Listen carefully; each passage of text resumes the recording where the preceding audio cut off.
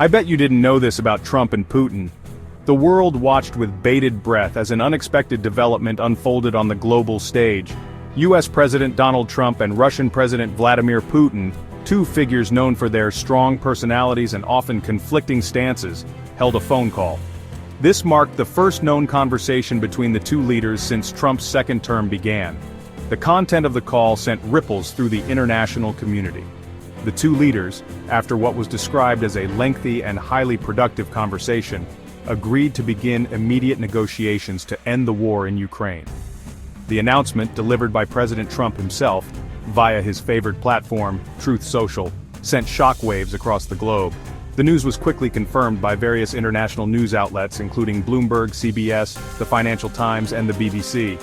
This unexpected turn of events signaled a potential turning point in the ongoing conflict, one that had captivated global attention and sparked fears of a wider conflagration. Ukrainian President Volodymyr Zelensky, a central figure in the conflict, confirmed the development. He acknowledged speaking with President Trump about finding a lasting, reliable peace for his nation. The Ukrainian leader, who has been steadfast in his defense of his country's sovereignty, expressed cautious optimism while emphasizing the need for a just and sustainable resolution. This sudden shift towards diplomacy, while welcomed by many, also raised numerous questions. The international community, accustomed to the often strained relations between the US and Russia, particularly concerning the ongoing conflict in Ukraine, was left to ponder the motivations behind this unexpected agreement and the potential ramifications for the future of Eastern Europe. The agreement to pursue a peaceful resolution to the conflict was a significant development. However, the path to achieving this lofty goal was fraught with complexities and uncertainties. One of the most pressing issues at the heart of the negotiations was the question of Ukraine's potential membership in NATO. The prospect of Ukraine joining the alliance had been a long-standing point of contention between Russia and the West, with Moscow viewing such a move as a direct threat to its security interests. In a statement that sent shockwaves through Kiev, President Trump, echoing the sentiments of his Defense Secretary Pete Hegseth, declared that Ukraine's accession to NATO was highly unlikely. This pronouncement was a bitter pill for the Ukrainian government and its people, who had long seen NATO membership as a crucial security guarantee against further Russian aggression. Hegseth, known for his hawkish stance, went a step further, characterizing Ukraine's ambition to reclaim its pre-2014 borders, which included the Crimean Peninsula, as unrealistic. This statement, interpreted by many as a concession to Russia, underscored the immense challenges facing Ukrainian negotiators as they sought to secure a peace deal that preserved their country's sovereignty and territorial integrity.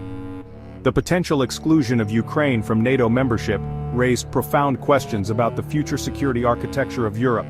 It also highlighted the delicate balancing act facing Western leaders, as they sought to deter further Russian aggression, while simultaneously pursuing a negotiated settlement.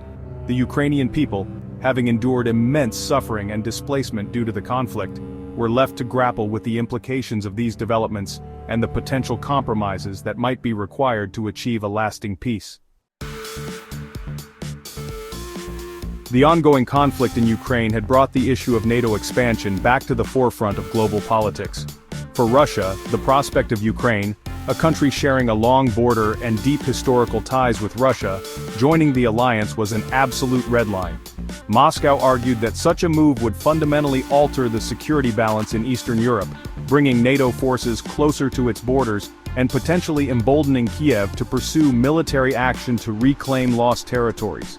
The United States, under the previous Biden administration, had taken a different stance, reaffirming its commitment to NATO's open-door policy, which stated that any European country meeting the alliance's criteria was eligible to join.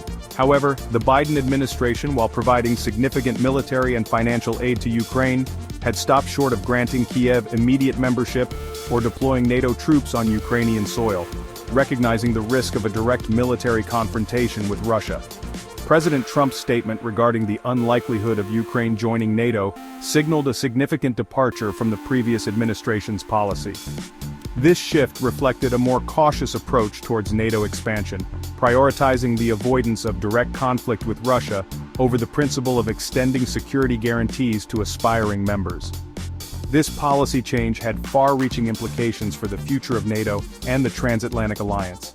It raised questions about the credibility of U.S. security commitments to its allies and partners, particularly those located in Eastern Europe, who viewed NATO membership as a cornerstone of their defense strategies. The Ukrainian conflict, in many ways, exposed the ongoing debate within NATO about its strategic objectives and the limits of its collective defense commitments in the face of a resurgent and assertive Russia. While the agreement to pursue negotiations marked a positive step, the road to peace in Ukraine remained long and arduous. The conflict, having raged for years, had resulted in a tragic loss of life, widespread destruction, and a deep sense of mistrust between the parties involved. Overcoming these obstacles would require significant political will, diplomatic skill, and a willingness to compromise on all sides. To lead the crucial negotiations with their Russian counterparts, President Trump assembled a team of seasoned diplomats and political operatives.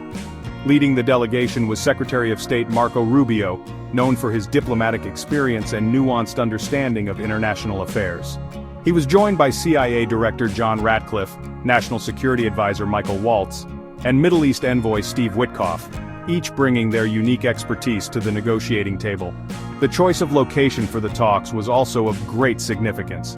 While not yet confirmed, sources close to the White House suggested that Saudi Arabia, a country with a complex relationship with both the US and Russia, was being considered as a potential venue.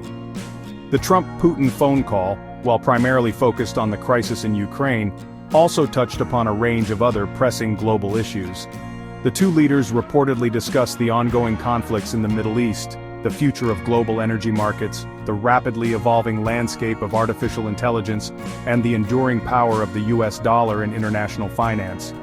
They also agreed to future visits to each other's countries, signaling a potential thaw in relations between the two superpowers. Thanks for watching. Please like and subscribe.